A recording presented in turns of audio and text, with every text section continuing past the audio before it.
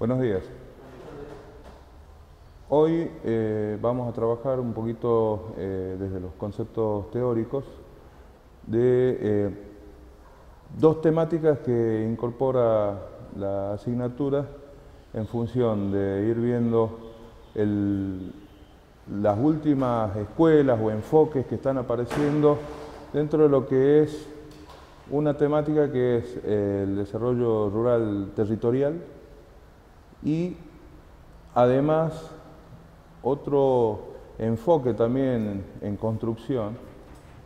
Cuando decimos en construcción, esto es porque son etapas en las que va desarrollando sus conocimientos la ciencia y que todavía no tienen como una escuela o un marco conceptual absolutamente conformado. Lo que les decía, la segunda son los planteos que trabajamos como economía ecológica. Recuerden ustedes que dentro de lo que venimos viendo en la asignatura, hemos planteado que la sustentabilidad, no solo de los sistemas agropecuarios, sino del conjunto que conformamos como sociedad y espacio ambiental, está basado y debemos analizarlo tanto desde los componentes económicos o la dimensión económica que podemos estar observando, además de incorporar también la visión de los procesos sociales que lo contienen y que también son impactados por las actividades económicas que realizamos, y esto además está enmarcado en un contexto ambiental. Entonces, de esa manera, recuerden que lo que nosotros trabajamos como sustentabilidad está basado en la interacción de estas tres dimensiones. Y en el caso en particular de hoy vamos a tomar parte de las acciones que se trabajan en estas tres dimensiones, porque lo que empezamos a ver también es que hay las situaciones, no solo desde el planteo de una unidad productiva económica, como puede ser una empresa agropecuaria, también inmersa nuevamente en este contexto que estamos hablando de medio social y medio ambiental, no está aislada de las diferentes posibilidades de análisis y de propuestas que se pueden generar. Más allá de esto, tengan en cuenta que el componente social no es solamente el componente social directamente involucrado con la empresa agropecuaria, sus trabajadores, su parte gerencial, sus interrelaciones con el medio, sino también el conjunto de pautas legales, pautas de políticas que impactan en todo ese sector.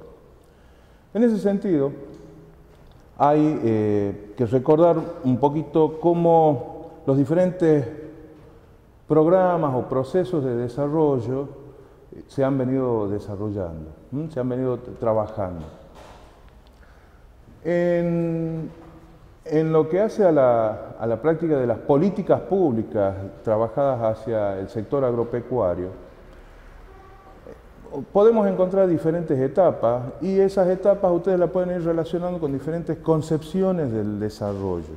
Acá la palabra principal sigue siendo desarrollo. ¿Y qué entendemos por desarrollo? Ustedes han visto en temas anteriores que obviamente la definición de desarrollo va más allá del primer planteo económico, que sería crecimiento. El desarrollo no solo involucra el crecimiento, sino somos un poco más ambiciosos en lo que estamos planteando. Desarrollo, podemos decir que tenemos una idea de que vamos hacia una idea de bienestar social. Al decir desarrollo decimos que está bien, es crecimiento, pero no es solo crecimiento de un sector en particular del el espacio productivo, de quienes son los que hacen mover los factores de la producción, sino también el necesario equilibrio, y ahí en los indicadores veíamos la noción de equidad, digamos, entre el conjunto social que está involucrado. Cuando hablamos de desarrollo también estamos refiriéndonos a que ese desarrollo debe impactar favorablemente en todas las dimensiones que nos podamos plantear, tanto en lo económico, en lo social y en lo ambiental. Entonces nos exige comenzar a ver diferentes momentos en que esa definición de desarrollo, los planteos de desarrollo, muchas veces desde los organismos centrales que hacen al apoyo al sector agropecuario, se han venido planteando. Y el tema empieza con que, bueno, después de 10.000 años de agricultura, pero acompañados con el momento de producción, los cambios ocurridos sobre todo a mitad del siglo XX, en función de lo que fueron las guerras mundiales y el posterior cambio de escenario, en donde encontramos un planteo de mundo bipolar. Y ese mundo bipolar, los polos, era un planteo de visión del desarrollo basado en el capital, mientras que desde el otro punto tenemos un planteo de desarrollo basado en no tener una situación de propiedad individual, sino de propiedad pública y de manera planificada, como sería un modelo más de tipo comunista. Nosotros, en ese contexto, empezamos a encontrar en lo que hace a los planteos de desarrollo, en particular ya lo tomamos hacia un sector como América Latina, esas tensiones que las veíamos no solo a nivel político, también empiezan a trasladar un poco cuál es la visión y las necesidades que se plantean desde los organismos públicos, internacionales, de fomento, con capacidad de apoyo a las políticas del sector, necesitan plantear una situación de hacia dónde poder gestionar y hacia dónde poder superar algunas dificultades que esos modelos de desarrollo se plantean. Obviamente, una situación de pobreza en algunas de las regiones que veamos obligaba a pensar en situaciones o políticas que nos permitan superar esa situación de pobreza. Y en ese contexto empiezan a aparecer propuestas de políticas públicas de apoyo. Y empiezan a aparecer, dicho ya en la jerga tradicional, los programas de apoyo al desarrollo. Obviamente cada uno lleva implícito la concepción que tenían de cómo plantearse ese desarrollo. Primeramente los tipos de propuestas que aparecen en los 60, y esto expresado mayormente en lo que es América Latina, primero en los países andinos, en donde lo que se encontraba era población campesina, población rural, aislada, viviendo en comunidades, pero en donde obviamente los estándares o las necesidades de calidad de vida eran los más notables respecto a otras situaciones. Recuerden que en ese momento también, digamos, la población de América Latina en general no tenía el nivel de urbanización actual. Estamos hablando de países que en ese momento, muchos de ellos no superaban el 50 o el 60% de población urbanizada respecto a la cantidad de población rural. Entonces estamos hablando de momentos en donde la población rural aún estaba, o la distribución de la población en los países estaba mucho más equilibrada, si se quiere, que en los momentos actuales, en donde en muchos países alcanza prácticamente el 90% de la producción, de la población en zonas urbanas. ¿Qué se plantean en su momento? Bueno, tenemos situaciones de pobreza, de escasos niveles productivos, tenemos situaciones de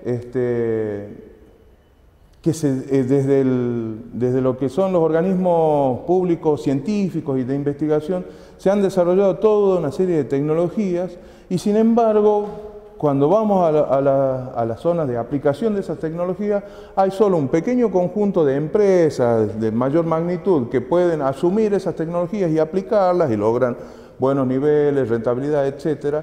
Recuerden que coincide también con el momento de expansión de la mecanización, incorporación de variedades mejoradas, incorporación y uso masivo ya de biocidas, tanto los que son herbicidas, los fertilizantes e insecticidas.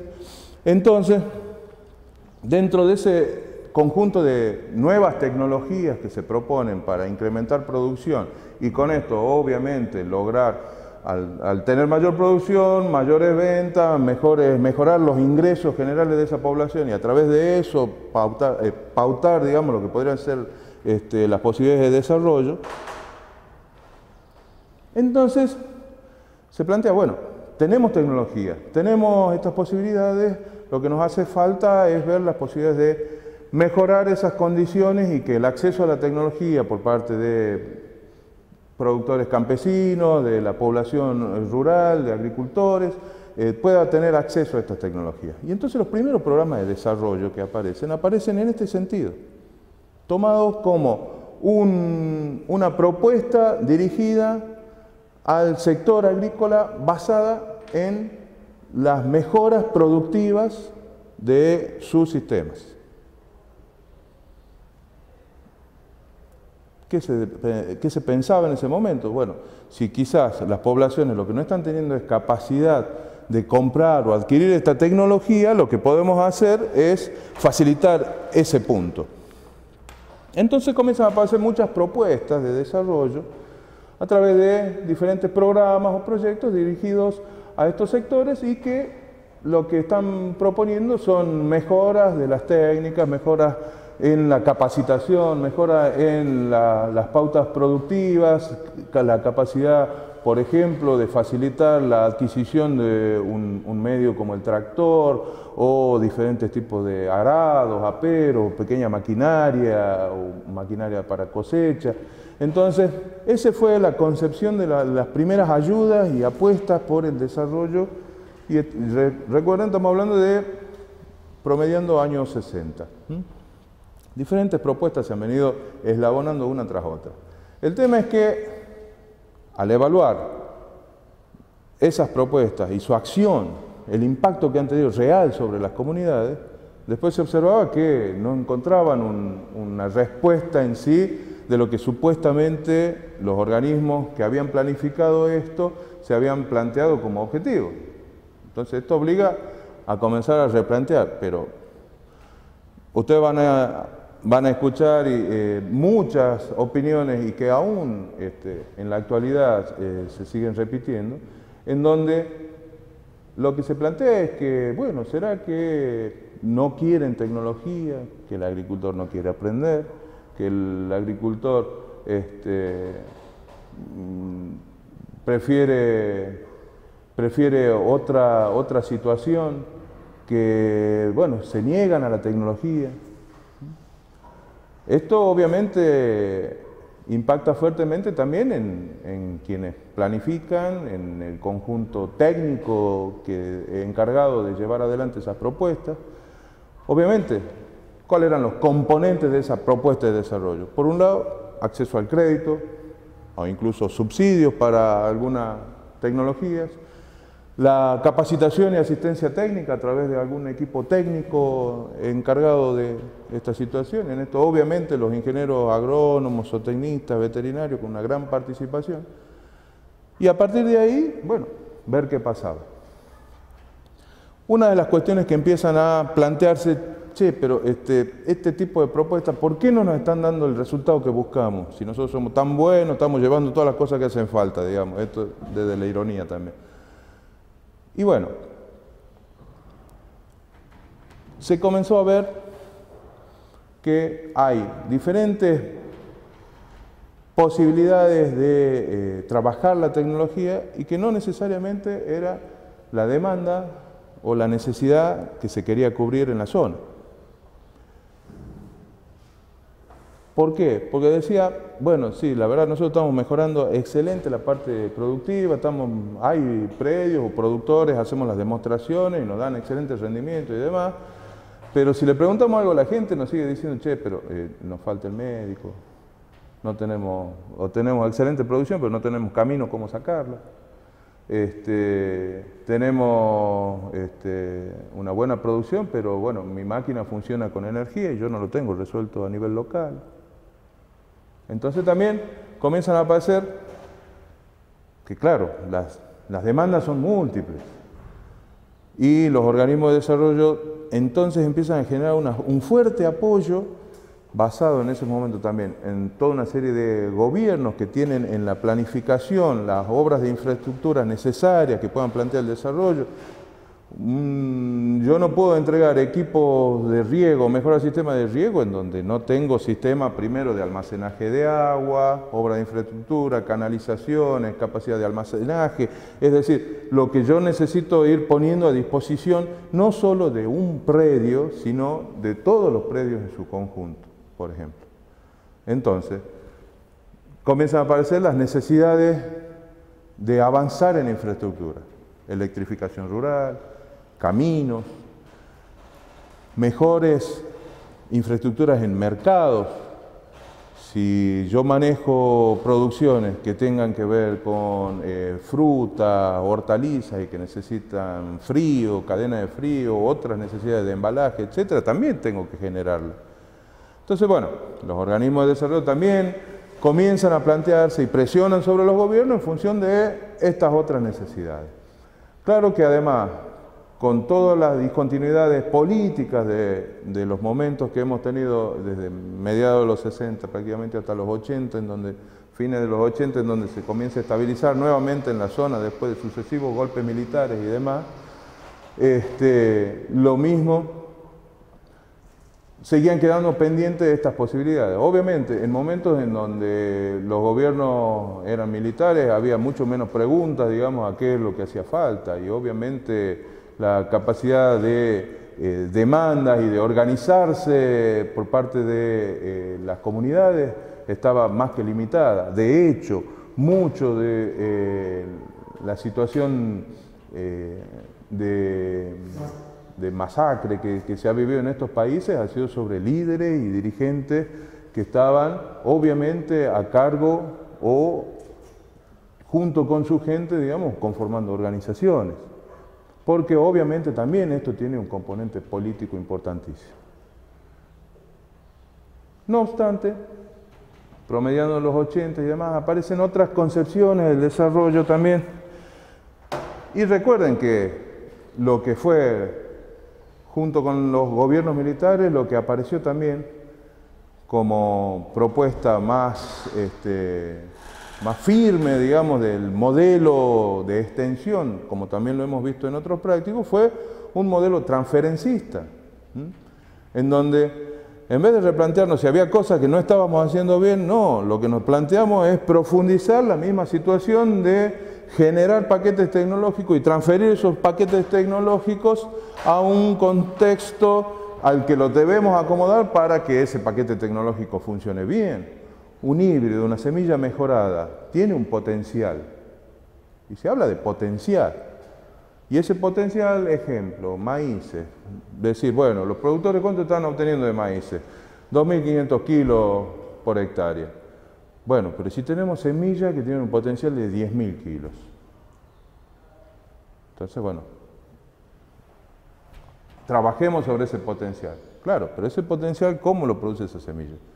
Con un excelente cuidado y preparación de su suelo, con la cantidad de fertilizantes, nutrientes, el control de herbicidas para evitar la competencia, el manejo de plagas en función de que liberen a la planta para que exprese su potencial, y posteriormente la posibilidad de, obviamente, dentro de una mecanización que permita realizar todo esto y llevar cultivos de manera bastante precisa, las densidades, etcétera, Imagínense cómo trabajar densidades en comunidades rurales, aisladas, en relieves de pendiente, en situaciones de fertilidad, de suelos bastante complicadas, en donde mover sus producciones y su medio, digamos, están muy limitados por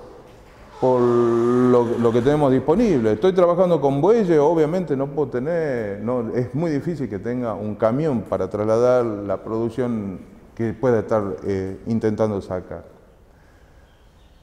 Y si además, muchas veces, con otras necesidades concurrentes, donde no solo es la producción lo que yo estoy mirando, sino o la educación de mis hijos, las necesidades que puedo tener de salud, etcétera, digamos, lo que necesitan esas familias también es disponer de otros medios durante el ciclo productivo que les permitan salvar las otras situaciones y el otro planteo de vida que están teniendo. Se hacen así entonces las propuestas más críticas todavía y en donde claramente, y ustedes ya han visto en otros momentos de la asignatura, han ido produciéndose desequilibrios, inequidades sociales, transformaciones que lo que han ido haciendo es, en vez de consolidar y de favorecer el establecimiento y crecimiento y desarrollo de las comunidades en la situación que estaban inicialmente, finalmente lo que se ha visto es que un mayor proceso de concentración de tierras. ¿Por qué se concentran las tierras? Porque alguien las tiene que vender. ¿Quiénes son los que venden? Bueno, los que no tienen la capacidad de llegar a mantener un estándar mínimo de calidad tanto en la producción, calidad y cantidad tanto en la producción como en las posibilidades de ingreso que tienen. Y bueno, obviamente esto hace que haya gente que haya tenido que abandonar sus pautas culturales, tradicionales, etcétera, de vida y producción y tengan que vender todo, digamos. Entonces, esas son las tierras que se concentran, no hay otra posibilidad de comprimir tierras. Bien. Con los años 90, si bien aparecen las propuestas, y es obviamente una profundización del modelo neoliberal, el avance de la globalización, el planteo de un mundo integrado, el de mejorar las posibilidades locales para insertarse en un mundo global. Esto hace que incluso comiencen a aparecer para lo que era el modelo neoliberal, lugares en donde uno sí se puede plantear esa integración y ese acople, digamos, a esa economía mundializada. Si yo tengo producciones que pueden ser en mi lugar, a través de diferentes factores climáticos, de suelo, etcétera, una producción competitiva y que se pueda eslabonar con ese mercado globalizado. Y hasta ahí está buenísima la película. El tema es que, ojo, la mayoría de las veces lo que ocurría es que justo no te tocaba estar en ese lugar que iba a ser el beneficiado. ¿Y entonces qué pasaba? Hasta esto es de la propia experiencia, digamos, o sea, se hablaba de cuáles eran las zonas viables y lo que no era viable. Imagínense lo que es pararse de una institución estatal y decir, bueno, sí, lo viable será la pampa húmeda, que anda bien, tenemos excelentes productividades, tenemos los niveles de los rendimientos, etcétera, la tecnología, está todo bien. Ajá. Pero vos como país además tenés que decir, che, pero y todo lo demás que nos está quedando es inviable.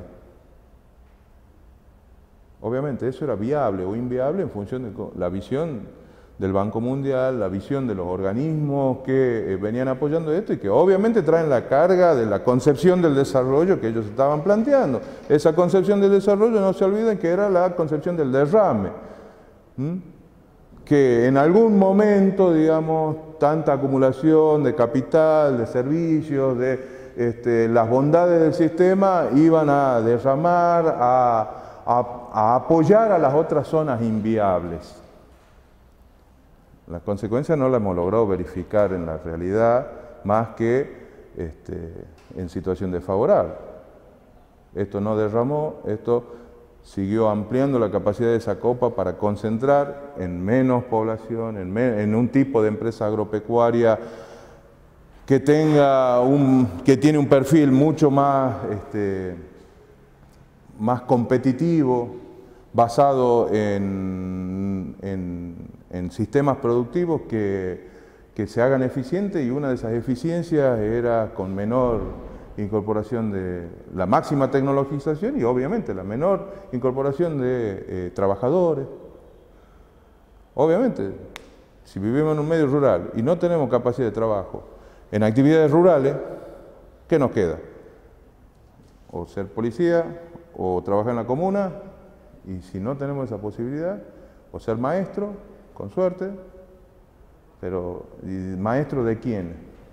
Si la población finalmente, como no tiene esa posibilidad, se estaba yendo. Esto se sigue verificando. Esto no es algo que ya dejó de pasar, que fue solo en los 90. Si ustedes recorren zonas rurales tucumanas, van a seguir encontrando situaciones de viviendas totalmente ya desocupadas, hechas viviendas que en su momento le van a encontrar muy buena estructura y demás, de conformación, paredes, techo, etcétera, y sin embargo ahora ya están deshabitadas totalmente. Escuelas que se siguen cerrando. Y les estoy hablando de la zona central baja Cañera, por ejemplo. Ahora, de la 38 hacia arriba estamos de 10, y es más, es en donde se ha ido concentrando la población. Muchos del proceso de migración rural no solo ha sido hacia las grandes ciudades, sino que lo que se ha verificado en las zonas rurales es que esa población rural se ha ido redistribuyendo en los lugares en donde tenían mejor acceso a servicios o posibilidades laborales. Entonces ese mismo movimiento, migración de personas que vemos que hace crecer enormemente una ciudad como la de San Miguel de Tucumán, confluyendo ahora en ser el quinto aglomerado urbano del país, también la verificamos en Famaillá, en Monteros, en Concepción, en Aguilares, a lo largo de los pueblos que siguen siendo referencia, digamos, dentro de su territorio, de su comarca. Volviendo un poco entonces a los planteos, es que empiezan a aparecer planteos de desarrollo que dicen, por ahí esta cuestión tan globalizada y demás nos está dejando mucha gente de lado. ¿Qué pasa si habrá otro tipo de propuestas? Y empieza a aparecer algo que ustedes van a escuchar hablar del desarrollo local. Empiezan a aparecer que hubo, aún en esta situación crítica de mala situación generalizada, había lugares en donde, en función de determinadas condiciones, y la gente no le iba tan mal. Entonces acá la ciencia, más que desde la propuesta teórica, comienza a trabajar al revés, comienza a trabajar de cuáles han sido las propuestas o los tipos de condiciones, características que se han dado para que esas conformaciones, en realidad, si a todo el mundo le iba mal, le debería haber ido mal. Pero ¿qué pasa acá?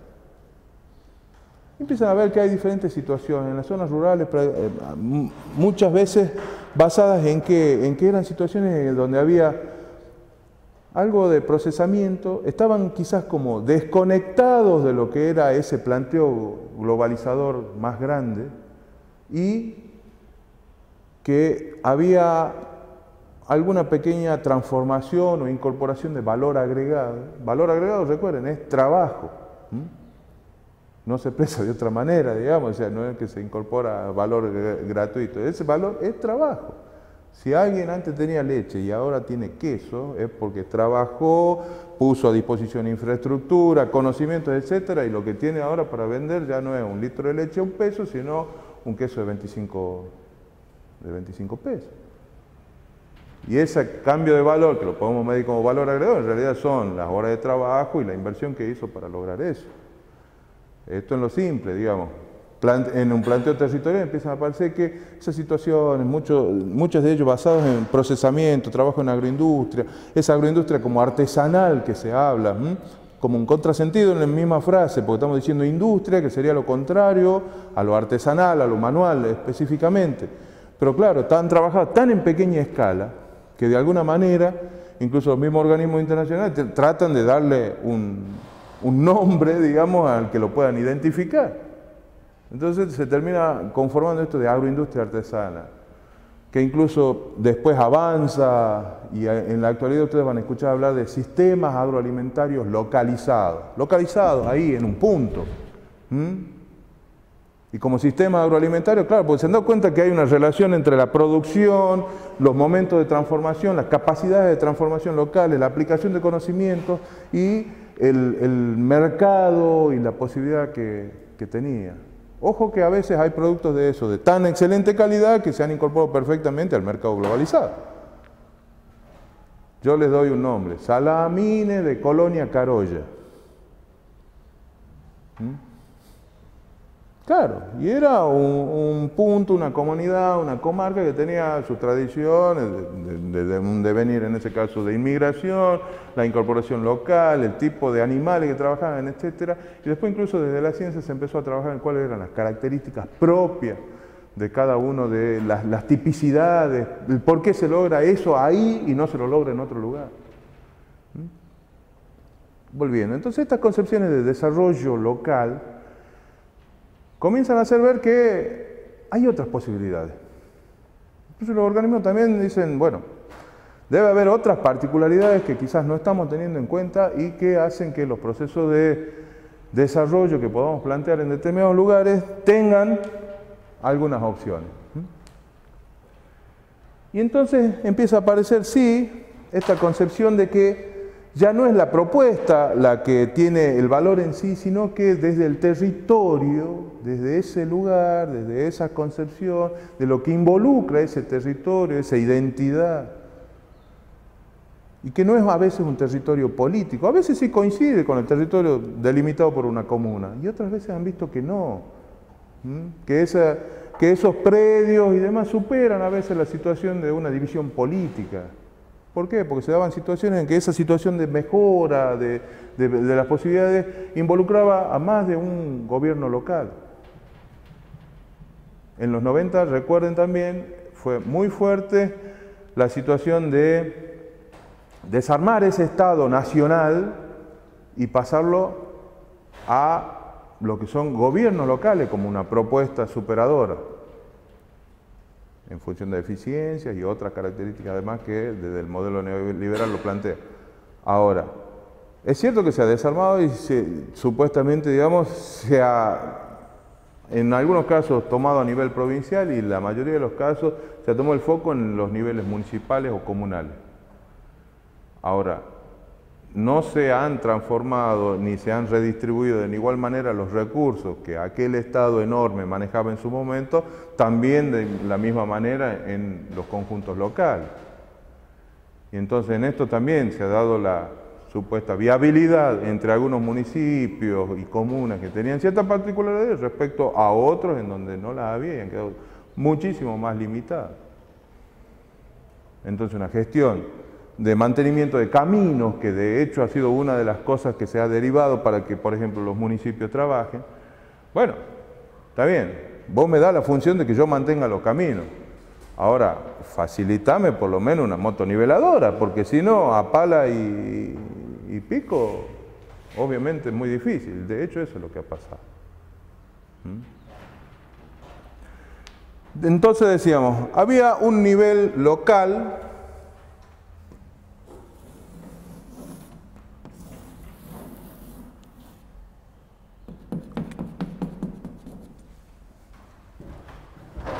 en donde a veces puede coincidir o no con un nivel de gobierno local. Ejemplo, en este caso vamos a hacer que la zona en donde vemos que la concentración de productores, este tipo de familias y demás, estaba localizada, lograba un buen impacto de su desarrollo, en este caso lo vamos a hacer que coincida con dos tipos de gobiernos locales, uno ubicado en esta zona y otro ubicado en esta zona. Estamos haciendo un esquemita como un mapa que lo estamos mirando de arriba. Obviamente lo que tenemos son a veces pequeños conjuntos urbanos y lo demás un parcelamiento agrícola, agrícola, pecuario. En el territorio habrá una situación, obviamente si estos están trabajando juntos deben tener caminos que los intercomunican, comparten recursos, a veces comparten cuenca, ejemplo, si bien tenemos una situación de ríos o de cursos de agua, los recursos productivos que estamos necesitando. Tenemos, muy posiblemente comiencen a aparecer núcleos organizativos, no están aislados, no son conjuntos, qué sé yo, de 500 productores, cada uno individual. Es muy probable que esto tenga una conformación institucionalizada en grupos de productores, cooperativas, organizaciones. Están agrupados, están pensando en conjunto.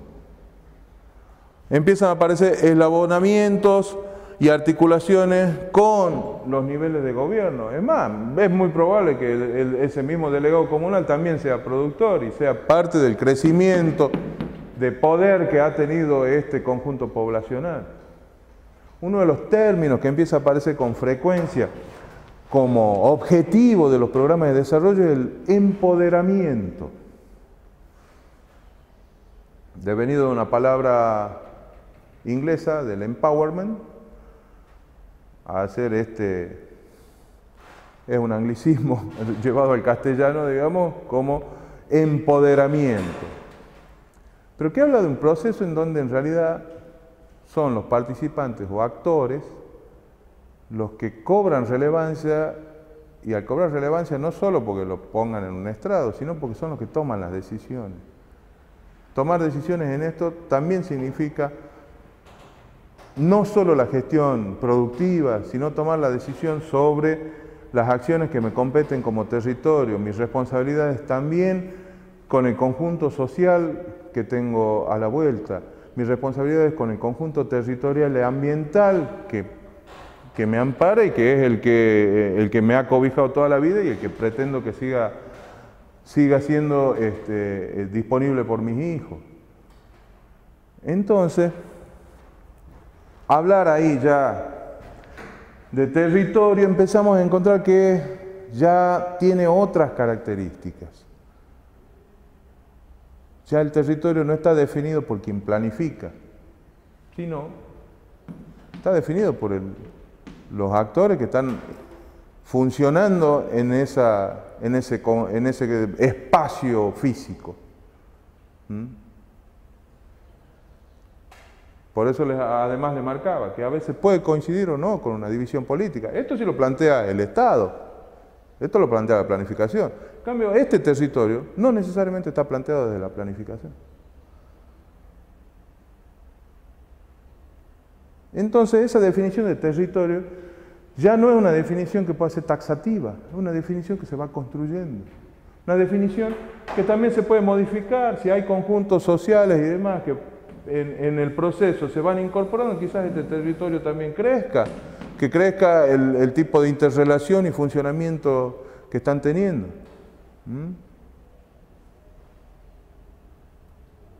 Entonces ya no es una definición tan taxativa, el territorio empieza a tener otro cuerpo de posibilidades. Y entonces, empiezan a verse toda una serie de características y que es necesario trabajarlas y tenerlas en cuenta. Esas características pasan por estos componentes, digamos, que uno empieza a observar en el trabajo. El ámbito de acción más allá del espacio agrícola. Recuerden que más bien las primeras propuestas de desarrollo iban al espacio agrícola, eran soluciones agrícolas las que planteaban. Y en este caso, está bien, sí, hay una base, es necesario incrementar la producción, es necesario trabajar sobre la economía, pero no es solo la parte agrícola productiva la que está en juego. Aparece en los componentes que estos agentes con presencia relevante en el espacio rural. No es cualquier agente. Son estos actores, muchas veces en el mismo proceso, empiezan a aparecer actores con diferentes características, empieza a aparecer esa articulación intergeneracional, las experiencias anteriores que habían servido en los mayores, digamos, respecto a las propuestas actuales y las necesidades de un conjunto de población, tanto de edad adulta mediana, digamos, como jóvenes. En ese espacio también empieza a aparecer la presencia determinante de la mujer en sí, como las características que muchas veces han sostenido y han posibilitado estos procesos de mejora en ese desarrollo. La incorporación de empleos agrícolas y no agrícolas, lo que les decía, si estamos trabajando en función de modelos que incorporan también procesos, agroindustria, empaquetado, embalado, empiezan a aparecer otro tipo de actividades, no necesariamente agrícolas ahí en el medio. Si yo necesito una máquina y en Carolla la máquina de hacer chorizo es necesaria, ¿no es así? Si no, ¿cómo vamos a hacer los famosos chorizos? Ahora, quien hace esa maquinaria, obviamente ya no es un trabajador agrícola, estamos hablando de talleres, de diferentes tipos, estamos hablando de metalmecánica, estamos hablando que los tipos de reparaciones necesarias de esa base agrícola van a tener que ver con otro tipo de empleo y de trabajadores relacionados ahí. Estamos hablando que los servicios que implica transporte, lo que pueda tener de comunicaciones y demás, y son otro tipo de empleos. Habla de otro entramado, como van a escuchar hablar también. Entramado, hablando de que ya es una red de relaciones, empiezan a aparecer otras cosas. La incorporación, las articulaciones entre sector agrícola, industrial y de servicios. Reforzando lo que decía, estos vínculos urbanos y rurales, ya no es una definición taxativa que, no, esto es rural y tiene solo características rurales. ¿Y por qué? Porque están integrados. Muchas veces parte de esa misma población, digamos, a veces tiene dos viviendas o parte de esa familia están distribuidas en los dos espacios. ¿Por qué? Porque si el joven estudiaba y necesitaba ir a la escuela y el acceso a servicios de educación y transporte y demás lo tenía en el medio urbano y lo van a buscar ahí, no despegándolo de la producción agrícola y demás que sigue estando, digamos, obviamente en el espacio rural. Aparece este otro componente que decíamos, los niveles organizativos, ese componente institucional. No solo la visión de planificación de quien lleva a cargo un gobierno local, un gobierno provincial o un gobierno de otro nivel, sino, o los espacios interregionales que se dan, sino también esa organización desde los más pequeños. Estos diferentes componentes hacen que se puedan plantear otro tipo de definiciones también en las propuestas de desarrollo. Entonces, si el territorio era algo que tenía un sentido mucho más ampliado que solo ser el soporte de la actividad productiva, la definición que se plantea de desarrollo territorial entonces involucra a ese territorio ya como actor principal, con las características estas que tiene. En esa definición, bueno, obviamente un proceso de transformación productiva, no nos olvidemos, acá hay economía, es necesario ingreso, acá no solo repartimos o no solo funciona el sistema monetario, pero sí es necesario que funcione. Incluso en estas comunidades también funcionan muchos sistemas solidarios o de estos que se expresan dentro de lo que es el marco de la economía social. Algo que a veces no aparece el valor monetario en sí, sino hay otro tipo de valores y de relaciones que se intercambian. Ahora, esa transformación productiva e institucional de ese espacio rural con un fin determinado, reducir la pobreza rural. O potenciar las posibilidades de ese territorio también. Las definiciones siempre son una construcción, no se olviden. Y más en este tipo de discusiones que tenemos, esta sigue siendo una propuesta de desarrollo y no necesariamente está concluida y finalizada, que ustedes pueden decir, el desarrollo territorial son estos 4 pasos, así como si fuera una ley matemática o física. Estas son construcciones sociales, construcciones políticas. Porque discutir este tipo de cuestiones también estamos discutiendo, discutir el modelo de desarrollo, discutir la capacidad y el poder de quienes están tanto en ese territorio y con quienes se interrelacionan, digamos, para definir su visión de futuro.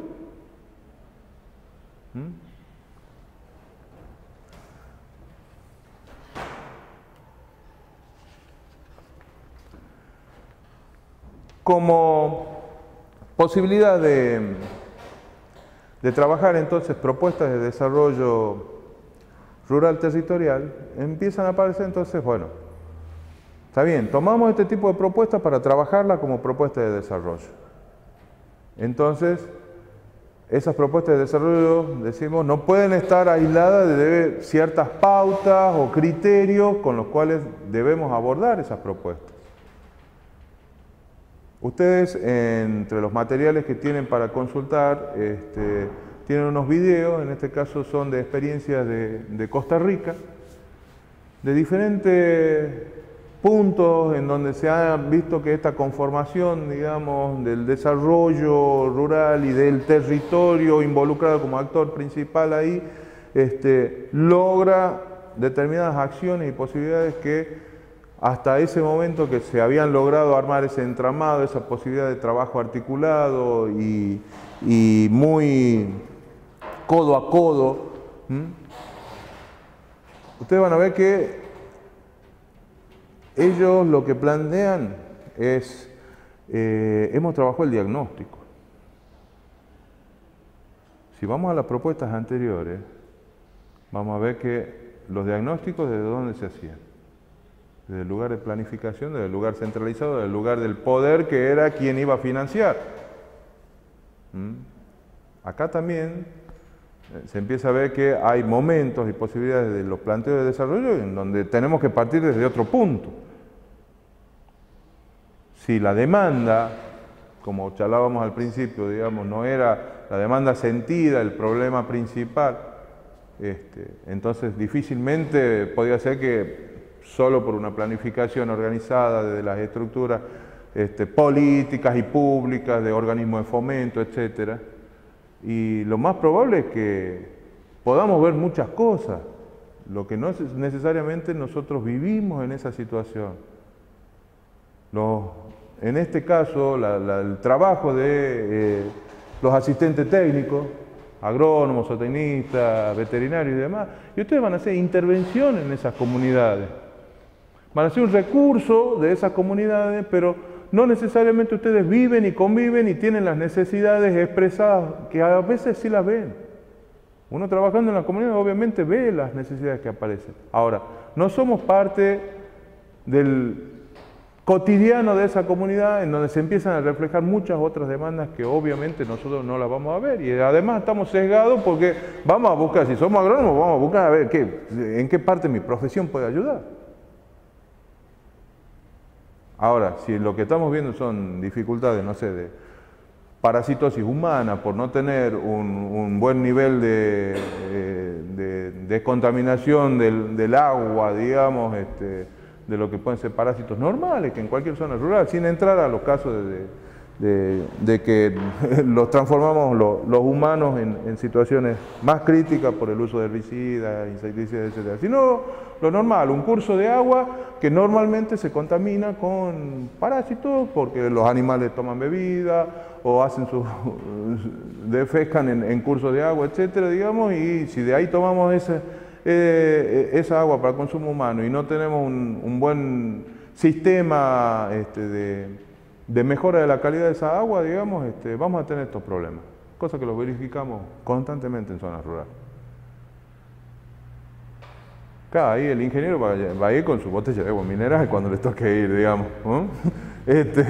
Pero bueno, el tema es, bueno, y quien vive en esa comunidad está los 365 días, toma el agua todos los días. Claro, y vamos a veces con propuestas, bueno, pero ¿y por qué no hierven el agua? Qué fácil que es. A ver, propuesta técnica. Tratemos de hacer hervir el agua en amaicha. Ya solo por altura, ya no llega al nivel de hervido que necesitamos. Segundo, para hervir hace falta energía.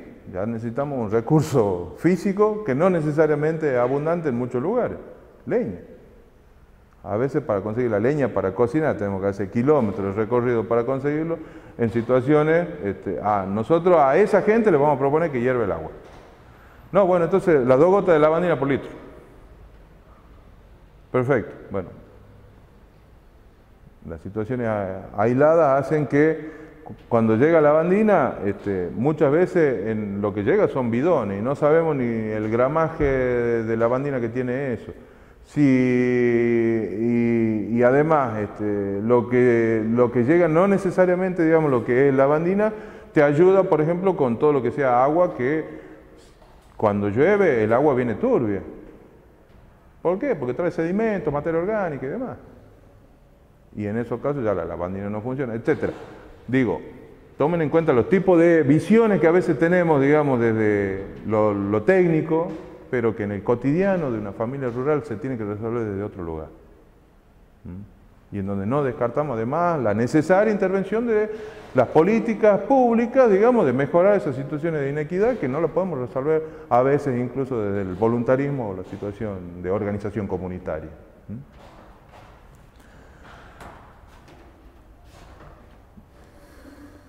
Hay criterios que nos hablan que esa transformación productiva y el desarrollo institucional se deben abordar en simultáneo. Acá hay no solo la visión desde la cuestión técnica, reforzando lo que conversábamos recién con este ejemplo. Esto tampoco lo soluciona exclusivamente, esto no es algo que lo va a solucionar solo el médico. Llevamos un médico a la zona, está bien, perfecto, nos hace falta el médico, pero no solo por el problema que nosotros vemos, sino quizá por un montón de situaciones más. Hace falta mejores educadores, hace falta el conjunto de servicios con los cuales se cuentan en zonas urbanas y también son necesarios en los medios rurales. Los tipos de asistencia que se les crucen por la cabeza.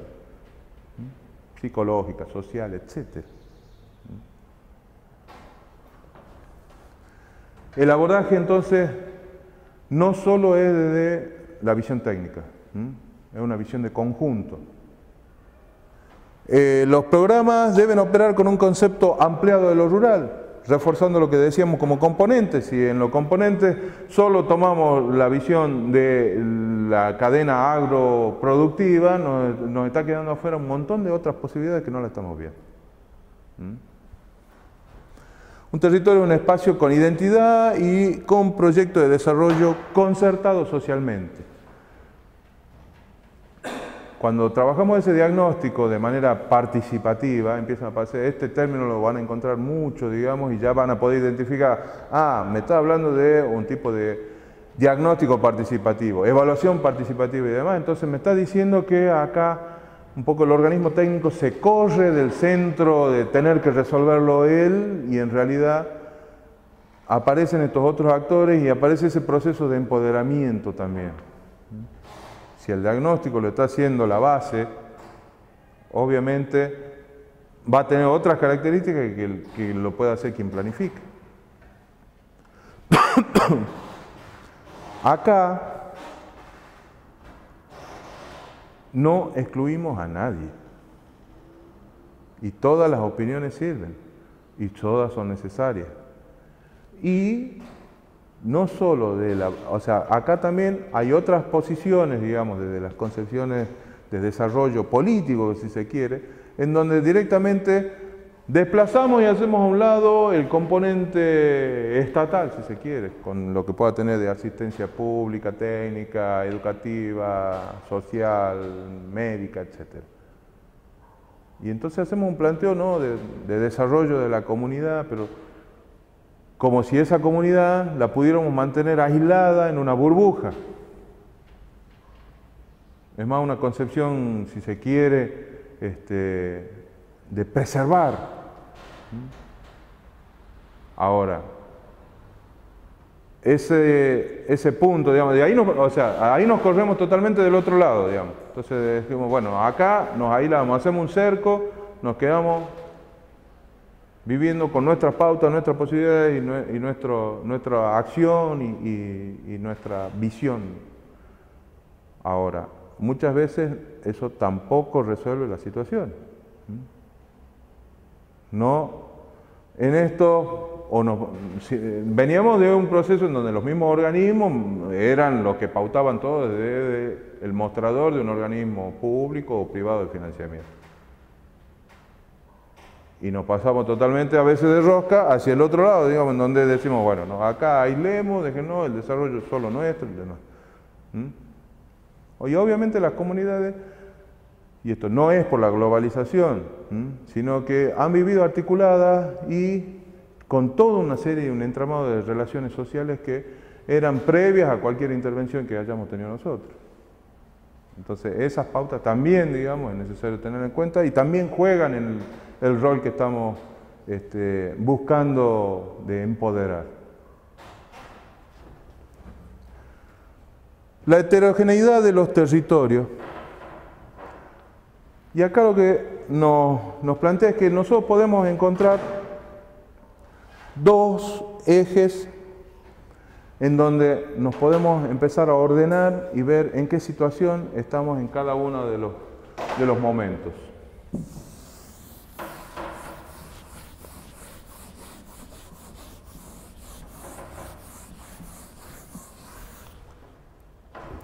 ¿Por qué vemos esto? Porque no es factible que solo tengamos la situación que nosotros buscamos, lo que normalmente hay gradientes de situaciones. Y esos gradientes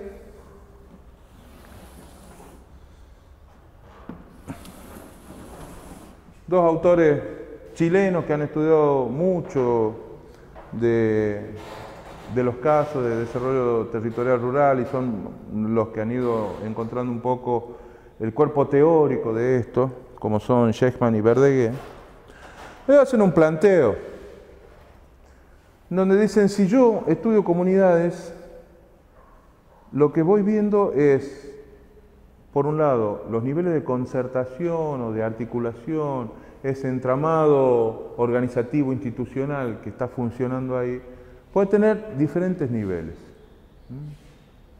Pero a la vez, si estudio también el nivel productivo, la actividad económica que están desarrollando, también encuentro otro gradiente. Y entonces lo hacen jugar en un par de ejes. En una situación donde plantean la fragmentación o el conflicto, o la falta de articulación, o la falta de diálogo, o el escaso diálogo, respecto a una situación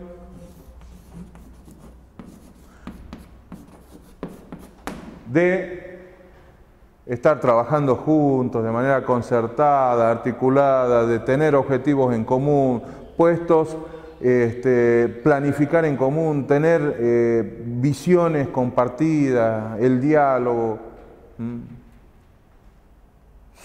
Esto articulado entre el sector público, sector privado, sector de las organizaciones. Y les decía, en el otro eje,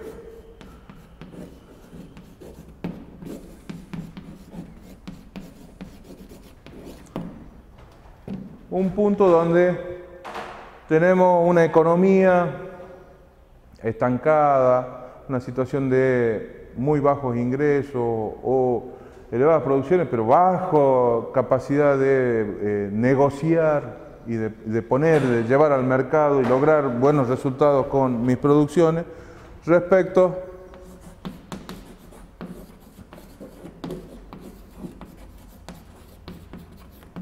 a una situación contraria, donde plantean como vínculos competitivos con mercados dinámicos,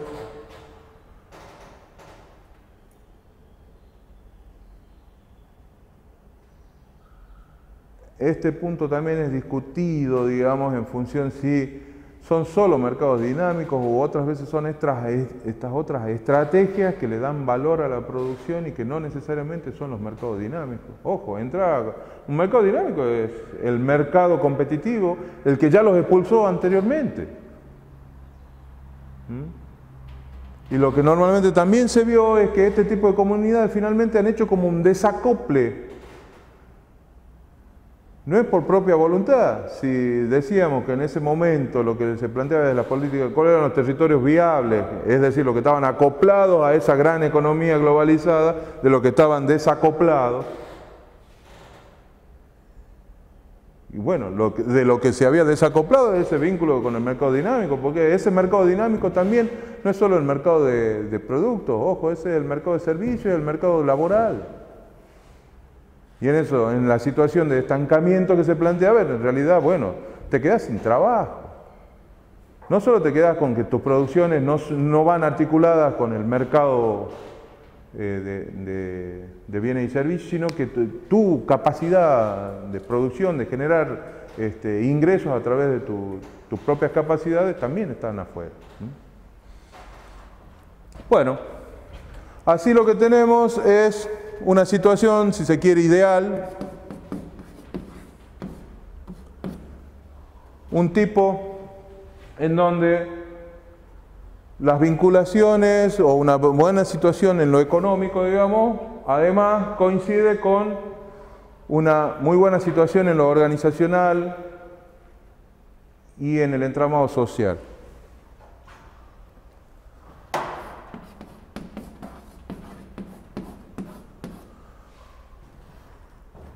También una segunda situación, esto analizando comunidades obviamente, en donde lo que se ven es que eran comunidades en donde quizás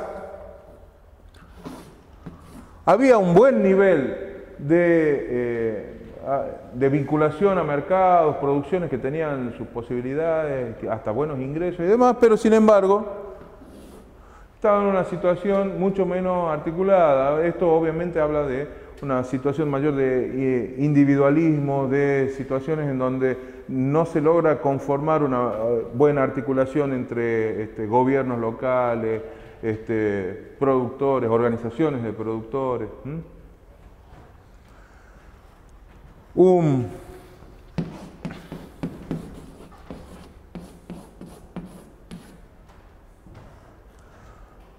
Otra situación en donde lo que tenemos es quizás una buena situación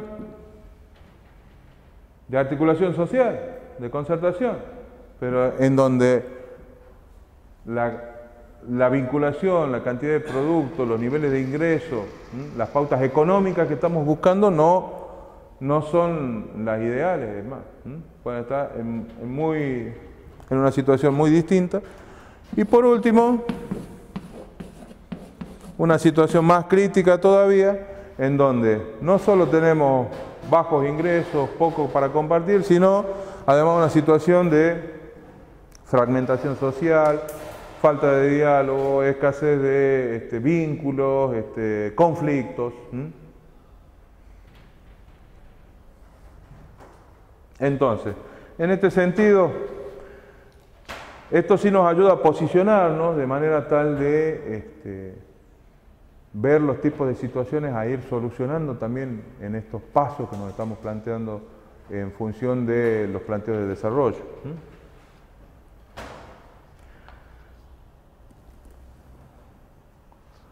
Otros criterios operativos tienen que ver, lo que hemos dicho, convocar la diversidad de gente del territorio, considerar otras rutas de salida de la pobreza. Aparecen estas estrategias que están vinculadas con el multiempleo. Hay situaciones que pueden ser desde la vía agrícola, digamos, otras que no necesariamente son agrícolas. Considerar las situaciones de migración, pero también de interrelación. Y estas otras redes de protección que también se generan. Estas redes de protección y todo lo que sea redes son vínculos. Uno a veces en lo que trabaja con diferentes experiencias, digamos, ¿cómo hacen para estar detectando redes? Cuando se habla de redes, cuando esa interrelación puede ser verificada. Y ejemplo, y en una red, digamos, esta es la figura social que uno hace, en realidad es como que si yo toco un punto, se mueven en otros puntos. Y esto en la articulación social significa estudiar con quiénes se relacionan, con quiénes se juntan, con quiénes toman decisiones. Cuando toman decisiones, ¿a quiénes consultan? Entonces, lograr identificar esas condiciones, digamos, nos ayuda a ir avanzando en los tipos de propuestas a trabajar. Esa, obviamente, arquitectura institucional es compleja. Acá no hay una predominancia de algunas de las visiones que puede haber desde las disciplinas o entidades. Esto no lo soluciona solo el contador, no lo soluciona solo el ingeniero, no lo soluciona solo el médico. Es necesario, no lo soluciona quien trabaja desde organizaciones, no lo soluciona solo el poblador o por más que sea el presidente de la cooperativa local, ni el delegado comunal, el intendente. Acá es necesario articular todos los factores, muchas veces hay empresas, hay otro tipo de servicios. Y bueno, ese entramado es el que tenemos que ir trabajando, observando y viendo cómo articula y funciona con propuestas en común.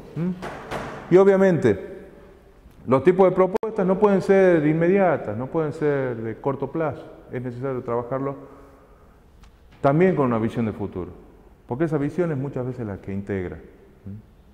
En los procesos normalmente, a veces, como en el cotidiano, nos aparecen muchos tipos de tensiones y de situaciones que hasta pueden encontrarse como encontradas o críticas, digamos, posiciones.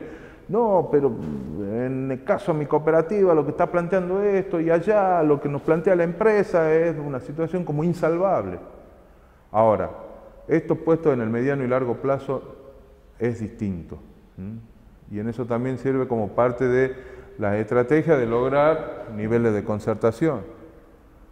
Yo puedo tener detectado que actualmente tengo situaciones críticas, no sé, el planteo en la provincia. Actualmente tenemos situación crítica, por ejemplo, en lo que es producción cañera respecto a sus residuos. Ahora, puestos a trabajar a mediano y largo plazo, obviamente necesitamos que esa situación cañera, que puede ser además muy buena a nivel internacional, también se refleje en lo que puede representar a la actividad que sigue siendo todavía la mayor generadora de el Producto Bruto Provincial. Entonces es necesario tener también estas pautas de mediano y largo plazo, pero obviamente acá vamos todos juntos, no es que uno es dueño de la pelota. Bueno, hay mucho para conversar de esta temática y hay mucho en construcción.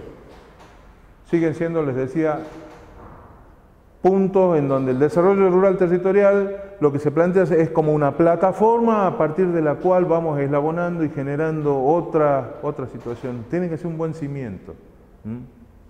Esto no está definido ya como esta es la receta, esto ya está totalmente determinado y solo así se hace.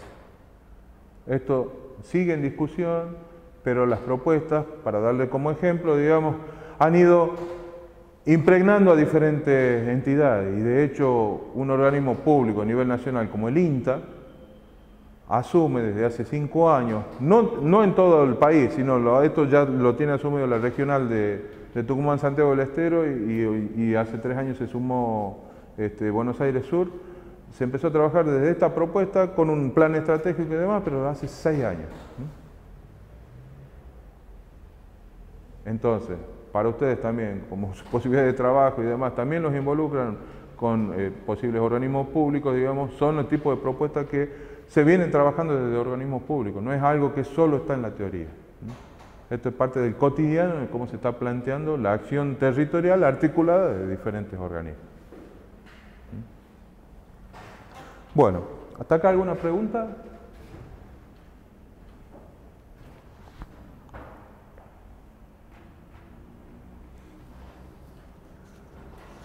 Yo les pediría que hagamos un descansito de un par de minutos y seguimos. Bueno, vamos a trabajar ahora un poquito los conceptos de economía ecológica. Y decíamos que hay diferentes enfoques de la ciencia que se han ido construyendo y rediscutiendo en función de diferentes planteos.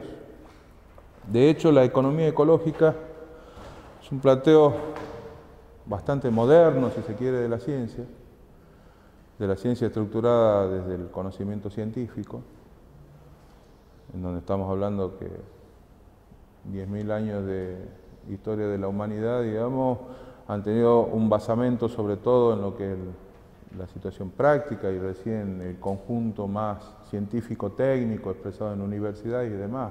Obviamente es mucho más moderno y fresco y además arrancó más de lo que son las ciencias duras, el conocimiento de las ciencias de la física, la matemática, la química y desde las ciencias sociales, digamos, estamos hablando de ciencias mucho más modernas. Son prácticamente ciencias que sus cuerpos teóricos pueden llegar a tener un poco más de 100 años. Son la discusión que se ha ido teniendo también es que en las discusiones desde la ciencia un poco se buscaba que estas ciencias sociales también expliciten sus leyes y sus planteos casi como si fueran la física o la matemática, algo inequívoco si se quiere. Y sin embargo, en las construcciones sociales esto no es tan factible.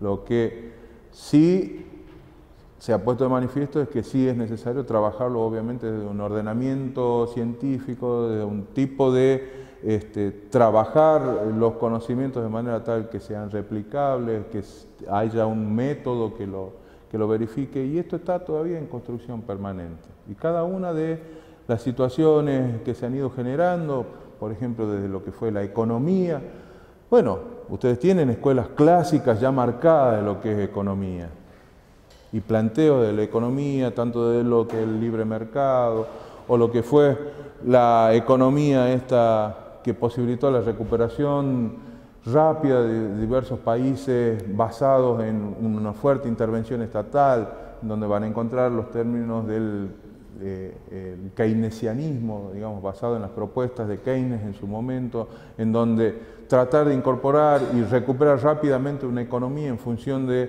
la inyección sobre determinadas infraestructuras y posibilidades que hace un Estado,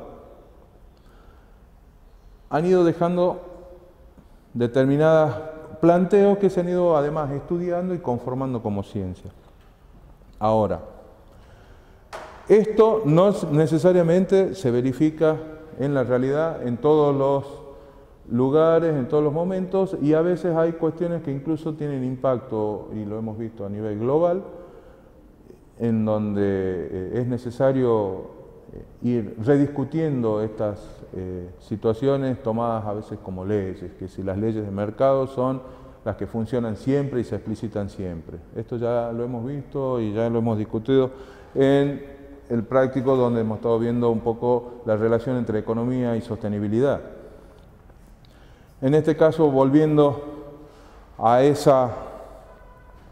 planteo que tenemos de trabajar desde lo económico, lo social y lo ambiental a la sustentabilidad que nos estamos planteando, la economía ecológica comienza a rediscutir y a ver que hay situaciones planteadas desde el pensamiento económico que no necesariamente son las que se pueden verificar en la realidad. ¿Por qué? Porque a veces quizás no son los completos o no toman todas las variables, no toman todas las dimensiones que pueden discutirse y ponerse en juego. La economía ecológica van a encontrar que es una construcción desde mediados de los 70, en los 80, en donde hay diferentes voces del pensamiento científico que empiezan a decir, acá hay situaciones de problemas que no los podemos resolver o que nos van a ir generando este tipo de propuestas, otros tipos de problemas que no lo estamos teniendo en cuenta. que la economía no los tiene en cuenta. ¿Por qué? Y bueno, veamos, digamos, la economía ecológica comienza entonces como con una serie de críticas a lo que eran esos planteos de esta economía neoclásica keynesiana en práctica. Lo que plantea es, bueno, la necesidad de estudiar estos sistemas ecológicos referenciados en los planteos económicos. ¿Y cuál es una primer crítica que aparece? ¿Qué nos dice?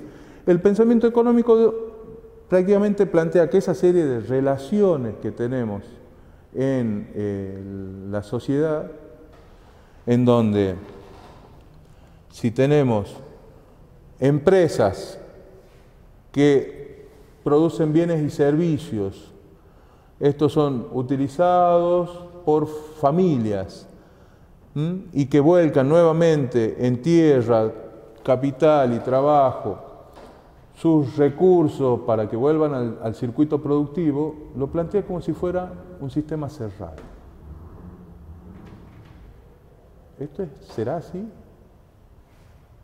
Si tomamos una visión de sistema desde lo que es un sistema ecológico, lo que nosotros normalmente encontramos que el sistema no es cerrado. El sistema sí tiene ingresos de energía. Hay mucho ingreso de energía. El sistema también tiene ingresos de materias primas, etc. Ahora, y que una vez concluido ese circuito productivo de bienes y servicios que estábamos viendo, también aparecen otras salidas del sistema. Hay salidas, como lo plantea la segunda ley de termodinámica, que en los diferentes intercambios, bueno, se va complejizando el sistema y se va, hasta desde la termodinámica, disipando calor. Entonces, aparecen el calor como una salida de ese sistema, si se quiere, y también aparece que el sistema productivo no funciona aislado y que además genera también toda una serie de residuos que también salen del sistema. ¿Por qué salen del sistema? Recuerden que la economía lo que plantea es que los bienes escasos son los que generan un valor de intercambio de precios. Bienes abundantes, o en el caso de los residuos, sin valor, no le da valor. Entonces, parte de la crítica es que, claro, lo puede hacer cerrado al sistema si empieza a dejar que todas esas salidas y entradas al sistema no las toma en cuenta. Ahora, ¿esto es factible que nosotros lo pensemos solamente así? O quizás algunas de las situaciones que estamos viviendo tienen que ver con que la economía no está teniendo en cuenta este tipo de situaciones y que sí tienen interés en este conjunto social, ambiental, económico que tenemos como no solo a nivel local, sino también a nivel integrado y, si se quiere, hasta planetario.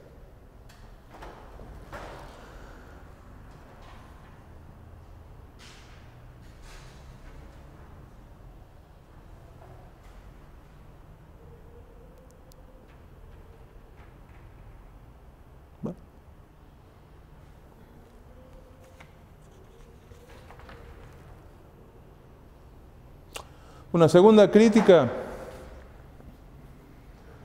que plantea es que desde la economía se entiende que muchas veces materia y precios son convertibles. Hemos visto en la parte de sustentabilidad las posibilidades que no necesariamente son viables unas con otras y que hay bienes que sí se van agotando respecto a otros que se pueden tomar como si fueran renovables. De hecho, esta expresión de un país puede estar erosionando su suelo con prácticas agrícolas degradantes y manifestar un éxito económico contable, por la venta de sus productos agrícolas, en lo contable nos aparece un saldo altamente positivo.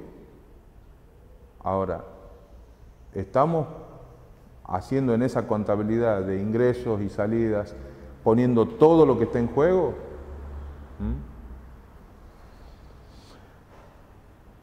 Por último, otra crítica que plantea la economía ecológica es que no hay una correspondencia entre el nivel de precio y stock físico de un producto. ¿Por qué? La economía lo que plantea que es oferta y demanda. Oferta y demanda es lo que determina el precio. Pero a veces hay bienes que, si se van agotando, quizás no están teniendo el precio necesario que tengan. O empiezan a aparecer otras situaciones de por qué tienen ese valor. Y que no es necesariamente el libre juego de oferta y demanda el que está apareciendo como determinante del valor de ese producto.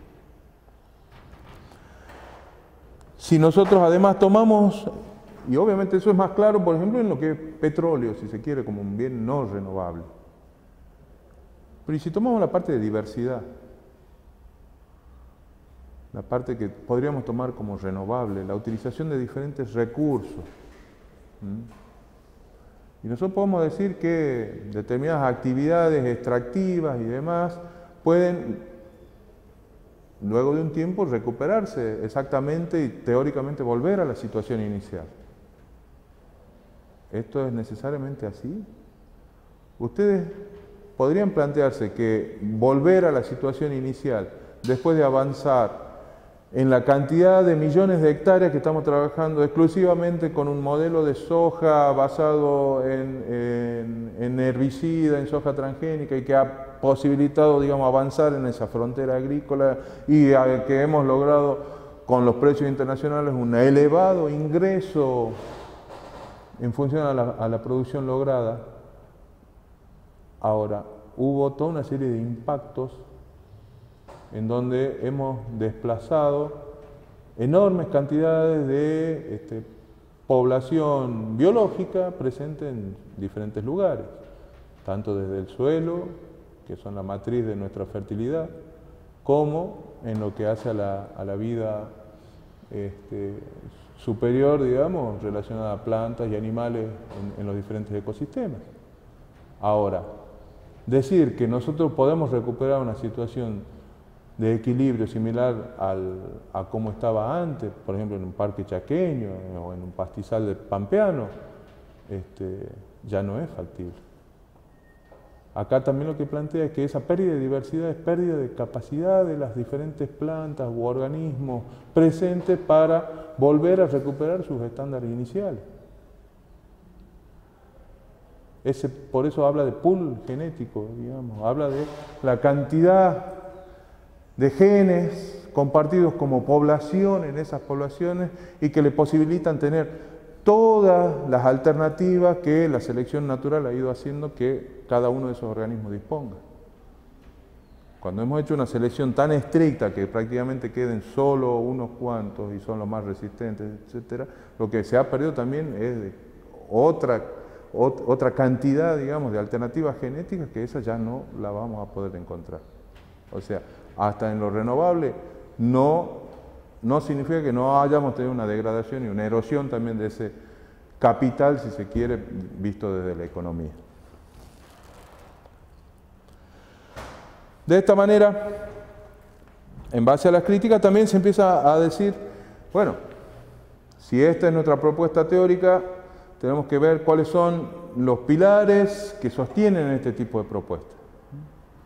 Uno de ellos es concebir a la economía, obviamente, como un proceso abierto, dentro de un sistema mayor, nuestro ecosistema terráqueo.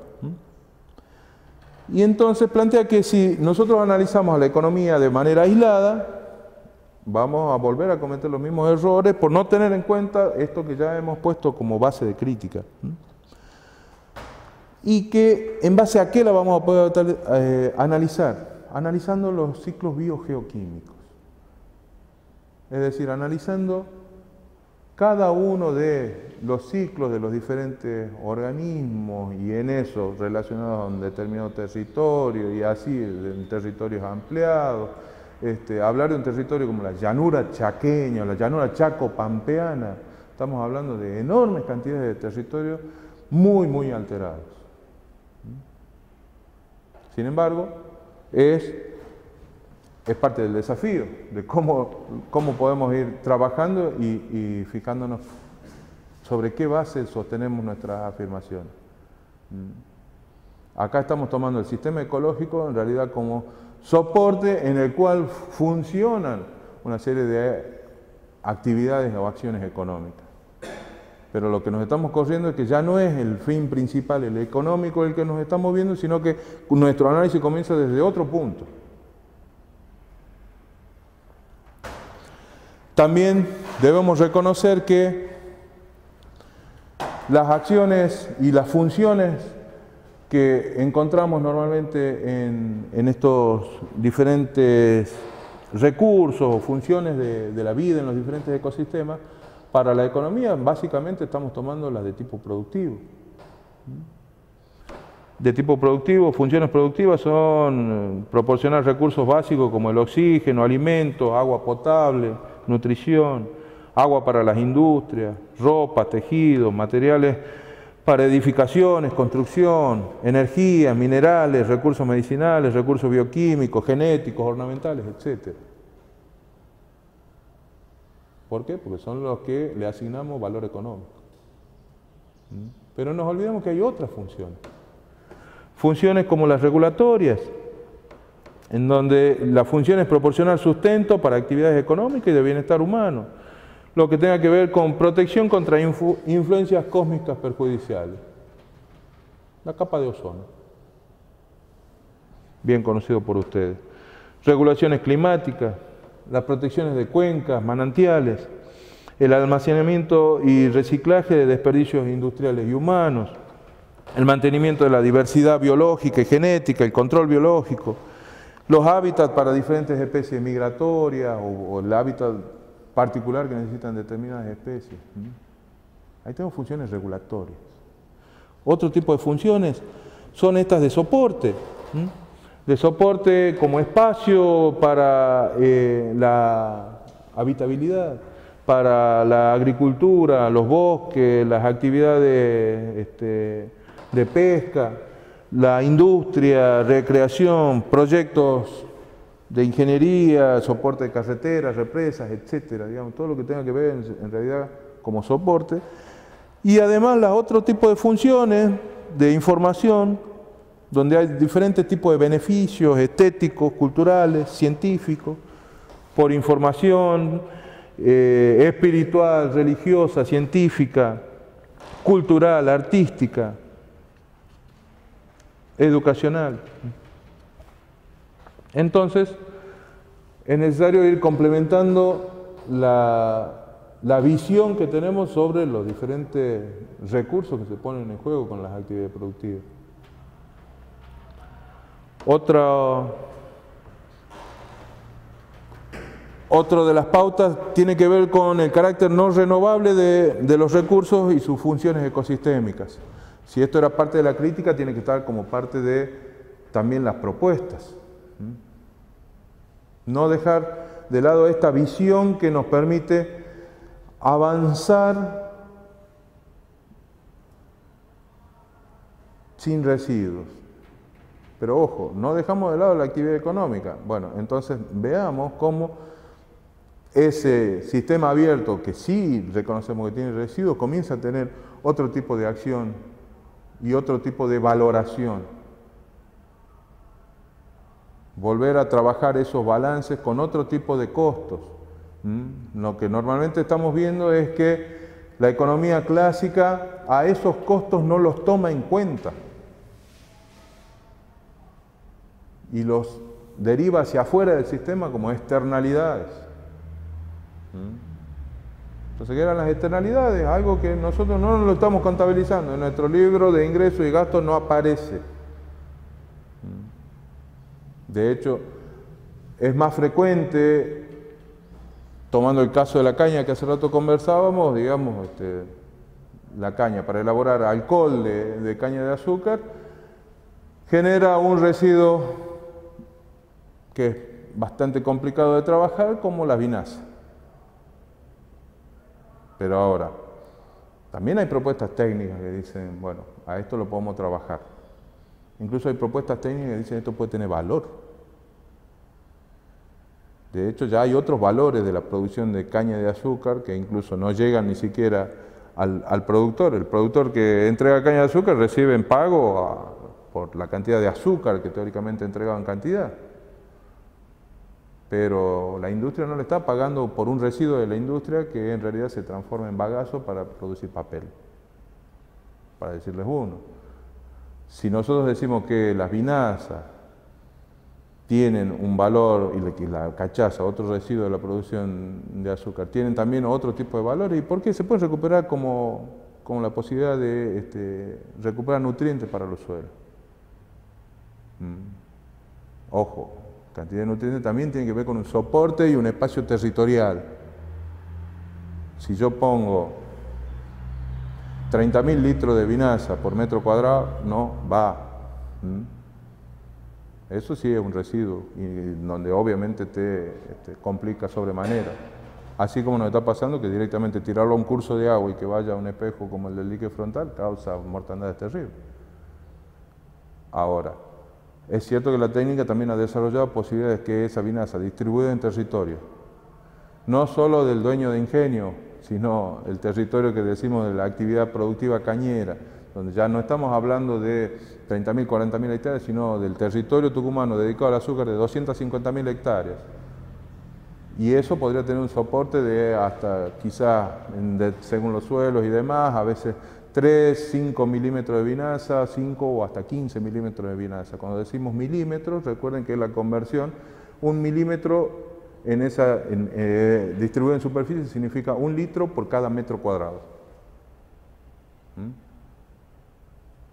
Entonces ahí estamos diciendo, si la actividad cañera tucumana genera tanto de este residuo, ese residuo sí puede ser redistribuido con un modelo que habrá que estudiar además la operatividad que puede tener ese modelo de distribuir líquidos en 250.000 hectáreas de campo, pero sí tendría incluso la propia actividad, la posibilidad de incorporarlo dentro de sus costos a que esa actividad de recoger vinazas y redistribuir vinazas esté como parte de su sistema productivo y sea parte del valor que tiene también como producto.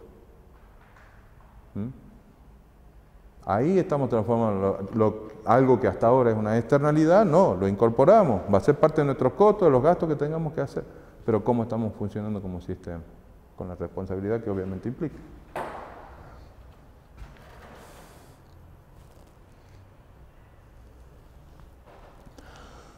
Entonces, lo que estamos haciendo jugar es esto.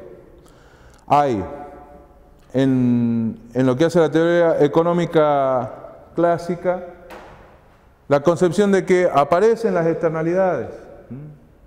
Uy, esto eran residuos, esto eran situaciones que no las habíamos tenido en cuenta. Bueno, está bien, pero acá, obviamente esto hasta dicho desde los organismos de gobierno, cuando Santiago del Estero plantea, no nos pueden seguir contaminando termas, con mucha razón. También desde el gobierno de acá dice, no, si nos cierran los ingenios, nos cierran, o sea, la fuente de contaminación de ese curso de agua, los frigoríficos, o ¿qué hacemos con los residuos propios que tenemos domiciliarios de las ciudades? Los residuos líquidos me refiero. Tenemos que cerrar los ingenios, con lo que significa para una economía como Tucumán y demás. Obviamente se empiezan a poner en juego otras situaciones. Dicen, no, acá si yo estuviera en el gobierno, digo, tengo un problema serio porque yo no puedo frenar una actividad como esta. Obviamente sí implica ponerlo en agenda y trabajarlo. Es un proceso muy interesante que se está dando ahora, digamos, de discusión, tanto desde las pautas legales, que con todo derecho, digamos, desde Santiago nos hacen saber, como el ajuste desde lo económico y social que tiene que hacer Tucumán con su actividad productiva principal, de manera tal de lograr un estándar de calidad que sea negociable por todas las partes y que convenga a todos. Así, en la situación actual como se estaba, digamos, en donde Tucumán lo trabajaba como un sistema cerrado, se entiende el ejemplo, y en donde decía, a nosotros si nos cierran lo económico, que siga la actividad productiva como estaba. Lo que nos está diciendo Santiago es simplemente aplicando las leyes, que no son responsabilidad de todos. No, vos no podés seguir haciendo esto así como lo estás haciendo. ¿Por qué? Porque tu sistema productivo no es cerrado. De hecho, con esta discusión que les decía, por ejemplo, cómo redistribuir binazas y demás, bueno, hay un soporte físico también. Esto no se trabaja simplemente desde, no, bueno, está bien, si no podemos hacer esto, tenemos que hacer otra situación, pero bueno, ese soporte ambiental tiene base física. No está aislado tampoco de todos esos ciclos biogeoquímicos que debemos tener en cuenta. Es cierto que hay capacidades a veces aún no estudiadas, digamos, de diferentes residuos y demás que se han incorporado a los diferentes medios por la actividad humana. Ahora, lo que sí nos compete es que nuestras actividades económicas, digamos, tengan en sí incorporadas no solo las propuestas de trabajo para una mejor gestión de la calidad ambiental. Recuerden, no solo es ambiental, sino en todas las funciones que hemos estado viendo que pueden cumplir. Y entonces esas son las bases que la economía ecológica le está planteando a la economía clásica, de decirle, no estamos tan alejados. Esto quizás, las críticas que te voy haciendo a lo largo de los años, hemos ido confluyendo a que hay situaciones que sí se pueden resolver y sí finalmente pueden llegar a estar como articuladas o convivir desde sus funciones de la ciencia. Lo que no significa que cada una de estas situaciones, cuando a veces la empezás a trabajar en el primer momento, obviamente se vean como muy distanciadas. Eso trato de hacer un poco con el ejemplo, que vean que una situación de hace 10, 15 años en donde Tucumán no tenía propuesta de soporte físico que podía tener, digamos, para trabajar con los residuos de una actividad, en estos momentos tiene otra información y ha generado otra capacidad que le permitiría empezar a incorporar dentro de sus costos como actividad productiva algo que anteriormente lo tenía directamente como una externalidad y a la cual no se olviden que además el concepto de externalidad implica que sí es un costo, no es que solo se manda afuera del sistema, es un costo porque va a implicar costos de salud, costos ambientales, costos en lo que es diversidad, etcétera, y que no se recupera fácil y que alguien lo paga. Y normalmente no lo está pagando la actividad económica propia, sino lo está cubriendo el medio. Si nosotros decimos la quema de caña impacta en la salud humana, pero cuando impacta en la salud significa que alguien se enferma y alguien cubre ese costo de recuperar una condición nuevamente de salud. Entonces, ojo, con el concepto de externalidades no solo implica que es algo que se va hacia afuera, sino que alguien sí lo paga, sí tiene un valor. Tiene un valor de mercado tal como lo plantea la economía. Bueno, hasta acá un poco lo que veríamos como esta introducción. Recuerden que economía ecológica está planteado como un enfoque, digamos, en lo que son las escuelas científicas uno puede encontrar ya lo que son escuelas, cuerpos teóricos muy armados y estructurados en donde todo el mundo puede decir, sí, estas son las leyes que funcionan, qué sé yo. Mientras que los enfoques son como las luces de alerta que empiezan a aparecer, diciendo, ojo, que quizás todo este cuerpo teórico también le hace falta estas otras cuestiones que desde la ciencia se tienen que ir trabajando. La ciencia no es algo muerto, neutro, que ya está, es lo que es. No, esto es un proceso también de construcción de conocimiento, de incorporar conocimiento, de interrelacionar conocimiento, como nos está planteando economía ecológica, en realidad en poner en juego diferentes concepciones, pero que empiecen a articular en lo que ya venía trabajando cada uno. No sé si tienen alguna duda, pregunta. Recuerden que para el práctico están disponibles los videos.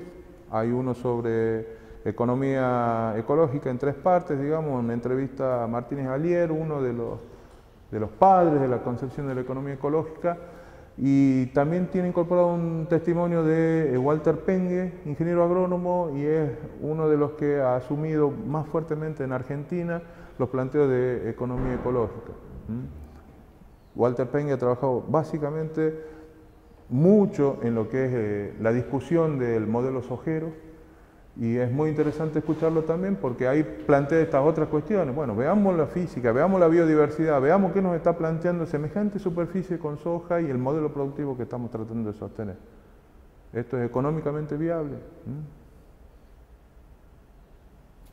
Bueno, muchas gracias.